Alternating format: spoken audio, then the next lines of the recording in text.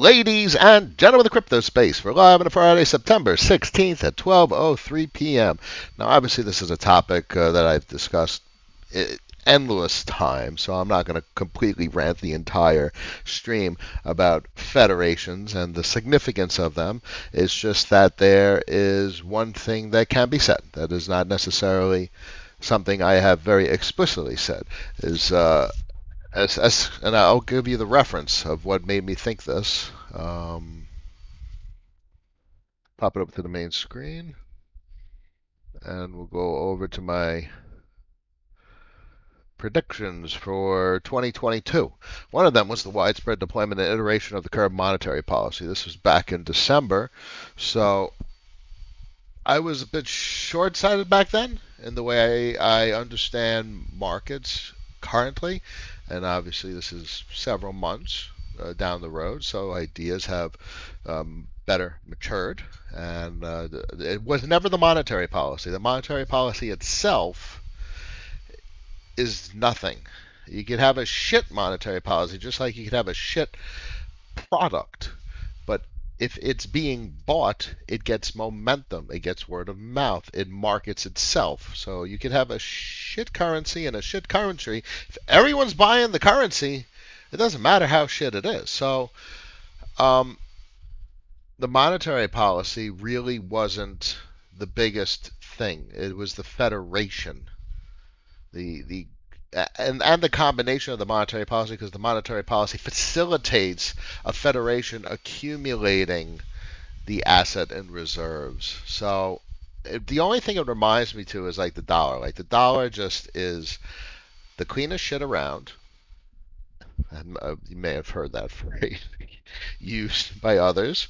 And it is just accumulated hand over fist by countries around the world, which offers it extraordinary privilege to issue debt basically in perpetuity up until potentially recently, because everyone just kept buying it under almost all imaginable circumstances.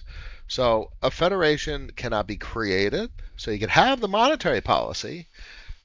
It doesn't mean anything unless there's the organization, the federation of actors that have opted in and voluntarily chosen to participate in a collective effort to foster the consumption and use of the currency in question.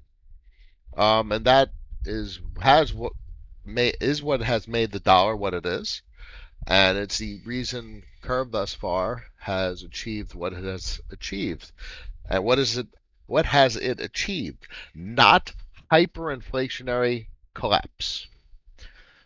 And that is fascinating. Now, there's other monetary policies that are being experimented on. Solidly was supposed to nail it out of the park. They had the largest federation at hand. We'll see what happens with Velo. We'll see what happens with other forks of the implementation. There's other vesting and escrow type implementations. GMX's ES implementation.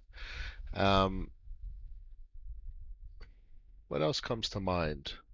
Well, frankly, now there's Ethereum monetary policy, just a hyper disinflationary and transitorily deflationary. I mean, anything above 15 Gwei is deflationary. So that's a fascinating monetary policy to consider. Doesn't really fit into the characteristic of needing a federation. That's just a currency to pay for a transaction fee. So just demand needs to exceed supply, and that's pertinent with regard to price action, albeit as Raul talks about.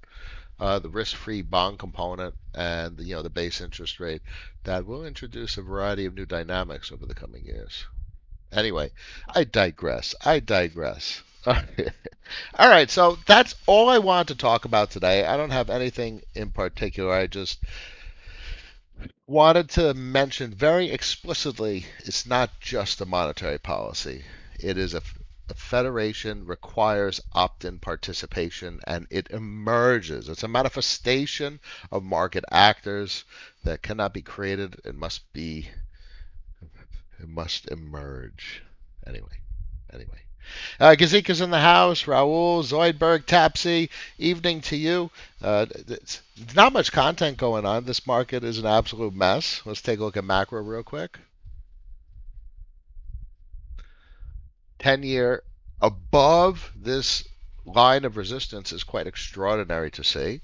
Um, Structurally, so historically, if you zoom out, the entire chart looks to be experiencing a significant structural change, especially it breaching the diagonal white trend line, because that trend line has very obvious points of intersection, and it has served as resistance for the last 41 years, except now in a significant way.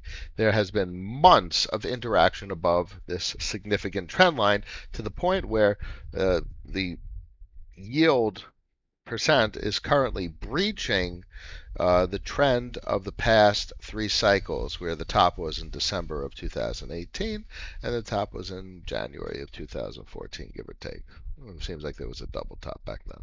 But the point is, it is a structural change to the way capital is flowing through debt markets, or at least the 10-year, and the long end of the curve versus the short end. Short end is more the banking collateral, but the long end is more investment grade, so on and so forth. But that's 10-year is right down the pipe, so it gives you basically a very broad overview of what the hell is going on in debt markets. My eyes are on mid-November, November 15th, I think it was, for the BIS OTC derivative stats to come out to see what is going on with the demand for U.S. government uh, bonds. Um, that is a $600 trillion market. And we could take a look at that real quick for the fun of it. Boop, boop. 600, no, that was back in first half of 2021. See, we only have H2 of 2021. We don't, and guess what? The stats that are coming, I'm pretty sure it's first half of 2022. So we have literally like a 6 month lag in stats. It's pain in the neck. So $598 trillion for second half of 2021. And what my expectation is to see a significant contraction in H1 of 2022. 590, 585, 580. Second half of 2020 was 582. That's interesting. Look at the contraction. First half of 2020, 606 down to 582. But look what's going on in the market right now. You would think that, look at the bond market, I mean, compared to second half of 2020. Let's look at the 10-year. So that's after June. So it was the rising. So that decrease, check it out, check it out. Let's do this. 582, that decrease in overall leverage in the OTC derivatives market coincides with yields significantly going to the upside in the second half of 2022. And where are we? Yields have significantly gone up all through the second half of 2020, the first half of 2022 and the second half of 2022 thus far. They just have gone up, up, and up. So that would entail OTC derivatives leverage has been significantly contracted because bonds have sold. There has been less demand. If there was more demand, bonds would have been bought and yields would be where they are. So obviously, OTC derivatives must be contracting. But the reality is how far? And that's going to be significant in telling the story of what the hell is going on with the global debt market and how much buy pressure there actually is. It's a fascinating page. You guys can see the URL here if you want to check it out for yourselves. I want to OTC derivative statistics. Where's the release dates? It is derivatives. No, about derivative statistics. So here's the nice chart that you guys have seen. 598 trillion for all risk markets. It's not exchange. Oh, where's their calendar? Mapping file, single CSV file. Yeah, I don't remember where it was, but the calendar is basically mid-November, and we're going to get that date out.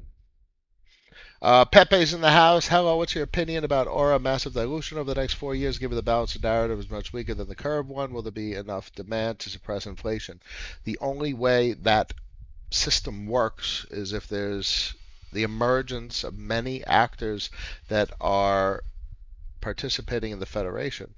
It's all about the federation. That's exactly the whole point of why I brought up the title of this stream. Aura and Balancer have been pulling back a bit, so they're on the ropes. They're on the defensive. I mean, V Bow basically pays nothing in bribes, so let's take a look at that real quick. So 5 days left. I mean, the the price per VE Bow vote emissions is 10 cents, and VE Bow is like what, 15, $20? You can probably see it here. That's Orabao. But VBAL, it's expensive. It's dollars. So you're getting 10 cents, you're getting a percent or 2%. You're getting nothing for the money. So the problem is the total rewards are not adequate to incentivize persons to disrupt circulating supply, a balancer, in order to capitalize on the incentives supplied to voting. So it's not reflexive enough. There needs to be more capital in order to encourage significant disruption of BAO supply. So obviously, Aura introduces a greater deal of complexity into that um, uh, thought, that evaluation, that thoughtful evaluation of what the synergies and the interactions between these protocols.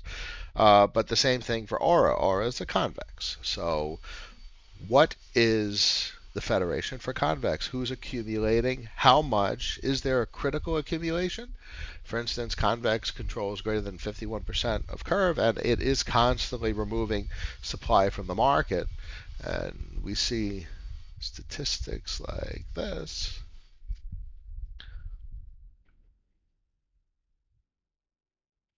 Where curve has been basically hyper disinflationary since June of this year, 3 months, which is pretty cool, at least. And we've seen obviously the inflection point between VECRV and CRV, where there's now more locked position or more lock size as compared to liquid size, and that's significant. Now, obviously, these charts takes months to play out with regard to getting a sense of the story to be told.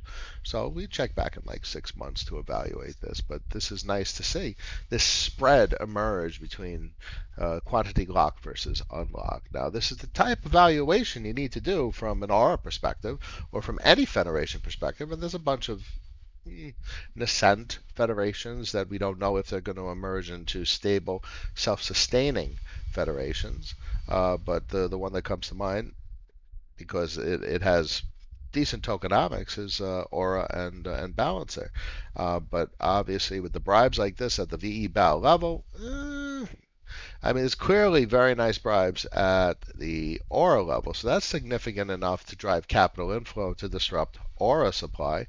But let's see how Aura's holding up for the fun of it. Finally down in the low twos. Finally. You know, I don't know what to make of it. It's not something that I would necessarily want exposure to in these market conditions, especially without seeing a very large growth in um, VE BAL incentives. If it's profitable to rent votes, you keep renting votes. But if it's not profitable, you move on. And unfortunately, it's pretty easy to move on from Balancer and Aura. Aura is a couple of months, but it's much harder to move on from a base VCRV position. It's even harder to move on from a VLCDX position, which is what, 3 months? I think it's 3 months. And so that's very considerable. That's a tweet that I put out, I believe it was this morning or last night, that renters are going to rent until it's not financially optimal. Then they will liquidate and find something else to rent to somebody. And the end of the story with regard to that is you just want to be on the right side of rent. Why rent from somebody if you could rent to somebody? So this is the psychology that goes through my mind when thinking about the structures that we're dealing with in these markets and what I consider allocating capital to is, am I renting something to someone? Because that's what I want to do. And if you build it, they'll come. If you're renting something, someone's going to rent it from you. So until the co-op or the condo, people start to leave, and we'll see what happens because obviously, if Aura gets much lower, there's very little room, very little support. There is no support between here and a buck 40, which is a dollar to the downside. Dollar to the downside on 234 is almost 50%. It's like what, 35%,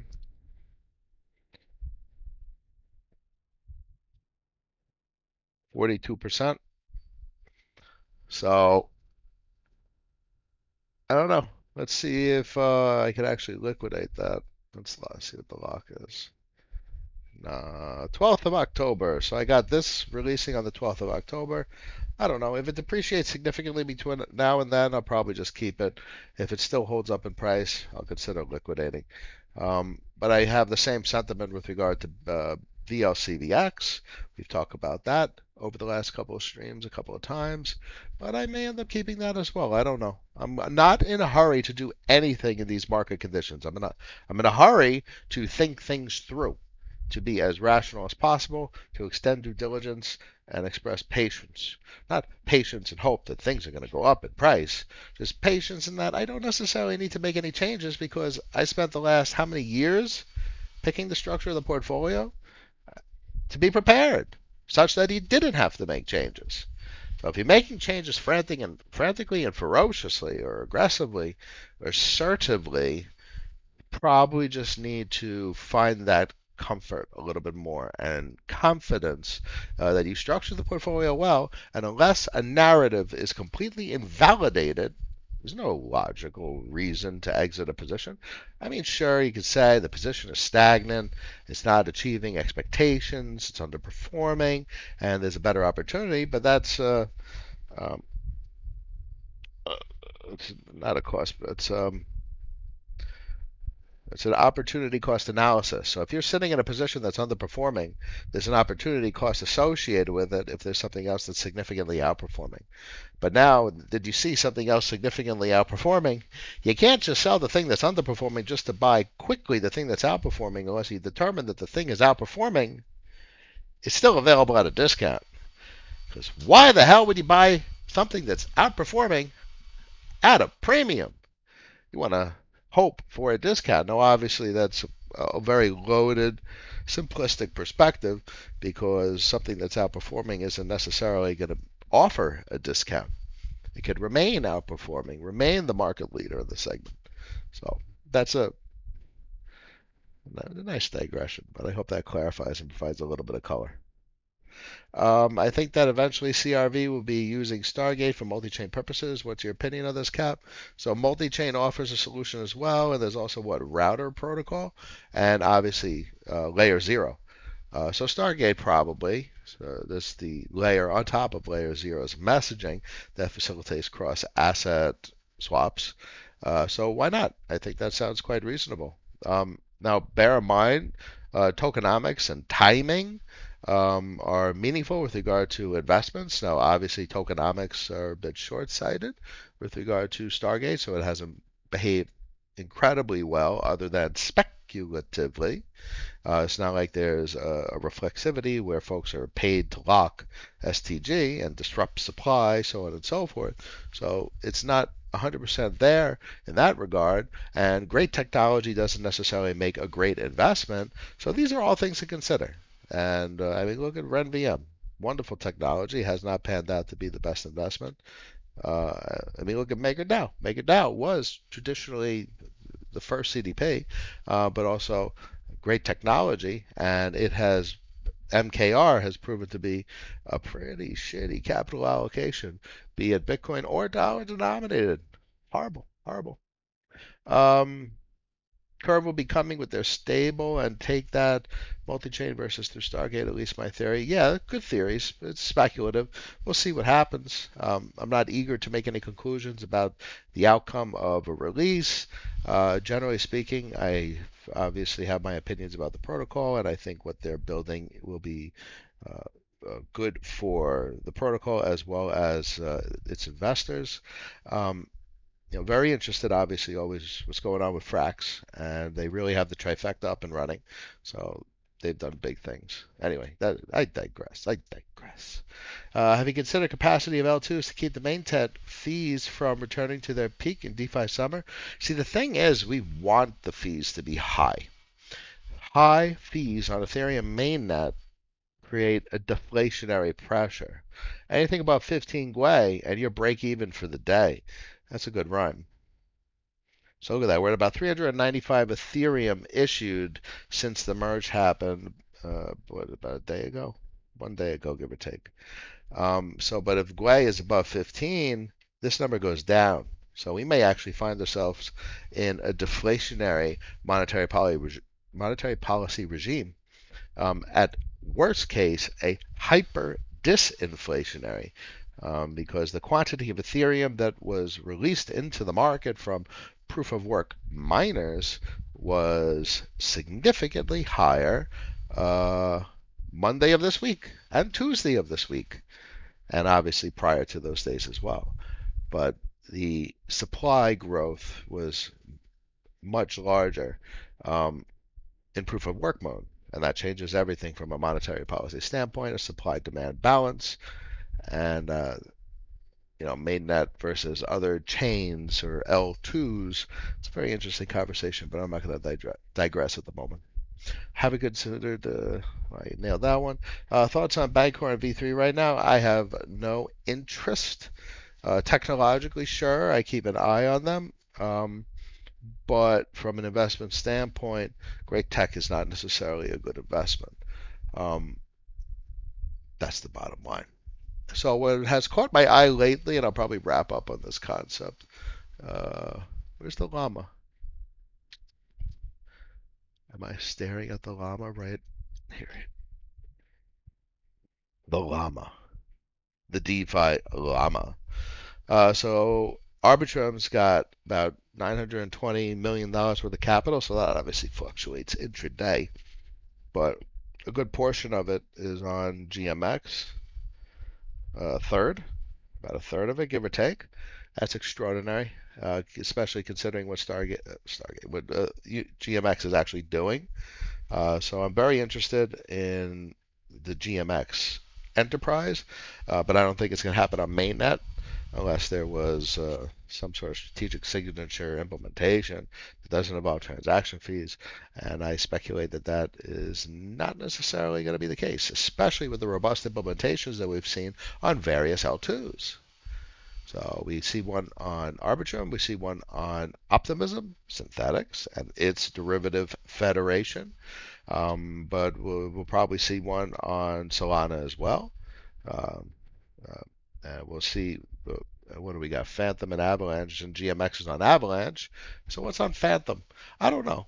Solidly abandoned Phantom. Solidly is coming to mainnet. That's going to be pretty interesting.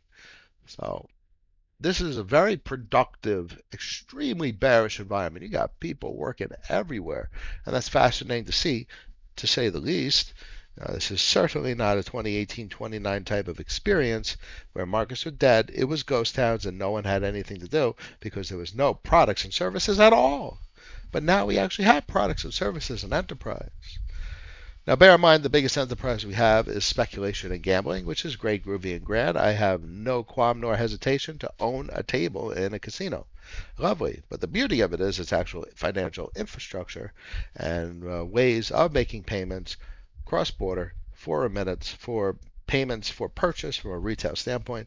So that is probably the most interesting thing about everything that is available in the markets. Now, GMX is obviously on the speculation side, but that's okay. Those are the vast majority of opportunities. There'll be more in payments. I mean, look, check this out. I don't know if you knew this one. but the largest consumer of gas is Ethereum transfers. Go figure. A little bit more than OpenSea. So Ethereum transfers has burned 241,643 Ethereum in the last 407 days. And that's not even a transaction. That's not a contract interaction. That is a transfer of pure Ethereum. So that's very interesting. So transfers is obviously a critical functionality of the system, along with the various DeFi protocol implementations that ultimately facilitate stock market activity, which is gambling. So own that casino. Be the bank. Be on the right side of rent. And that's how it's going to play out very nicely in the coming years. Rupert's in the house, a pleasure. Band Dog's in the house. We're probably going to wrap it up in a minute, but let's take a look at a couple of charts. Look at the Japanese yen real quick. So look at the limit, about 147. Less than a 10% bump on this thing. 10% would be 14. 5% bump. A little bit less. 5% would be 7. Like 4.25% to the upside, and we're breaking significant resistant levels dating back to August of 1998. At the top of this is an inverse head and shoulders, if I've ever seen one myself. This is a multi-year inverse head and shoulders with a breakout to the upside. If you take a look at this one, um, uh, no, well, basically all currencies. Well, what's offshore? What's the U? What's the CN, CNH? Let's look at the yuan for a second. So the 2.44% to the upside, and we're breaching significant resistance levels set in 2020. Um, so we're on the threshold from a dollar standpoint. So we saw what was going on with bonds. We're at a critical structural change for the technical presentation, and frankly, we're at thresholds on FX charts as well.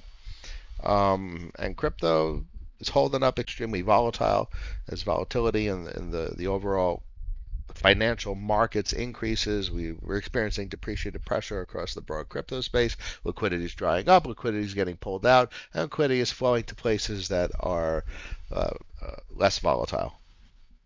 Why would you put more capital in a volatile market? You want to put it in a more secure market, which is going to have less volatility, and people want to be very protective in markets like this. So that's Ethereum versus Bitcoin. I like keeping this chart up because Bitcoin is significantly outperforming over the last week. I mean, not significantly, but was it 0.07%, 10%? Wow, 0.07% on 0.079 because it's a 0.007% decrease in relative valuation. Bitcoin denomination, Ethereum denominated in Bitcoin. Well, it is what it is. There's nothing to have in this market other than patience, and what's going to be is going to be. I remind myself every time I think that I need to do something, look back at the videos of Buffett and how he talks about he's not trading stocks, he's buying companies. So what you want is to make sure that you're buying cash flow positive enterprise at the discount that you want. Now, bear in mind, if your portfolio is going down, you probably didn't get enough of a discount. But that is the complexity of the equation. When is a discount the bottom? So that, discount basically translates to trying to want to buy the bottom. But that's besides the point. We present it in a different way, a different framework that makes sense. Instead of I want to buy the bottom so I can sell the top, I want to buy the bottom because I want to buy the most cash flow and I get the most bang for the buck. Now that sounds much better now, doesn't it?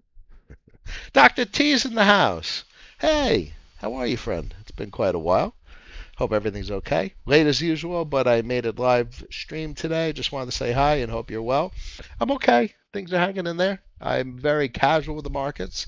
I'm not really giving it too much fret. They're going to do what they're going to do, and I'm very content with the way things are playing. So everyone, you got to find your peace of mind. This is a type of market where it's not like a decision you can make can cause significant outperformance, significant portfolio growth, or really a lot of positivity. You need to be in the market. You need to be engaged with these markets because bear in mind, think about late 2019. What if you weren't in the market in late 2019? What happened in May of 2020? You would have missed probably a significant portion of it by not knowing the state of the market, where to deploy, may not have been deployed at all. So late Q4 2019 was a critical time to be in the market, which is basically how do you compare now to what 2018, 2019? Who knows? That's not the point. The point is you can't get out of the market. Because if you get out of the market, you don't know what the hell is going on in the market. So you need to be in the market pretty much always, and you got to follow the rules. You got to follow your rules that you define that facilitate stability or facilitate maintainability, a capacity to engage sustainably. Follow your rules. Protect capital, stables, dollars, bank accounts, and be prepared for all situations because when the script flips up, that script flips quick. One curious view, did you see 3-digit Ethereum before the end of this downturn? Well, for that, you're looking at probably DXY or the 10-year. I mean, this thing keeps running up. That means folks are selling it for what? Probably to buy dollars, and you'd see that in one of this, like yen or the yuan breaking out. So let's look at the DXY real quick. So, I mean, it is breaking out. Now, so the kicker with this chart is this is the monthly. And monthly candles are painful because you're going to have to wait 2 weeks to figure out if this month's candle closes above the line of this rising wedges resistance. So it's a dramatic, significant technical candle that will print this month for the DXY. And that's quite interesting because this chart has a high degree of inverse correlation to price action and directionality of risk markets. And when there's a strong depreciative leg on the DXY, which is basically appreciation of the euro and the yen, that's when risk markets tend to not just grow a sigh of relief, but they tend to be very enjoyable to be part of. So I don't know about 3 digits on Ethereum. I don't know. But that's just another case of wanting to buy the discount. So I don't have the answers there. It's complicated. I did take an Ethereum position the other day. And the price is what it is. I'm not thinking about the price too much. I thought about the quantity, if you guys know what I'm saying there. Joshua, hey, it's Friday, so even with the GMX and the synthetics, all roads lead to their respective roll-up infrastructure. Even then, all those roads eventually lead to the mainnet too. Yes, so which brings up an interesting point I often make, that if you own anything on Ethereum, you are already long Ethereum. So if you have Ethereum along with tokens on Ethereum, you are likely overexposed to Ethereum, which is not necessarily a bad thing. It is what it is. Because if Ethereum goes 10x on the money, the stuff on Ethereum is going to go multiples as well. It's not like Ethereum is going to outperform the protocols, the enterprise that are operating on the network. At some point, you have a great deal of criticality understood when the protocols on the Ethereum network outperform the network itself. So I think that's an inevitability and quite an expectation that we all should have. So L2s and rollups lead to mainnet. That's true. But bear in mind, those are great networks. Optimism and Arbitrum and ZK Sync will catch up. And there's a lot of capital trapped there. Follow DeFi the Llama, $920 million on Arbitrum, 842 mil on Optimism. Let's take a look at Avalanche. 1.56 bill in Avalanche. Solana still holding down 1.3 bill. Polygon at 1.3. This is a heck of a lot of liquidity that has been captured by these markets that seems to be very sticky. And, we'll see what happens, but 54 bill compared to what I remember at the end of 2019. I'm very content with where these markets have come from and where they're heading. So patience is the name of the game. Let's end it there. I wish you all a wonderful weekend. Try and pull yourself away from the machine. You're not going to necessarily see something that could actually take action on. And even if you think you should take action on it, you probably should sleep on it until Monday to put in a little bit extra due diligence. What are your thoughts on Mina? I never heard of what Mina is, friend. Never heard of it. Friday, September 16th at 12:39 p.m. You know the deal. Ask everyone to subscribe because if they're not hearing me, I cannot help them. And I'm more than happy to help as many people as possible, at least try and engage with markets rationally. So y'all have a good one, a good weekend now. After party on Discord for the most rational community in the entire crypto space. We'll have everyone in there. I'll be in there as time permits today. And I will see you all next week on a Monday. Peace.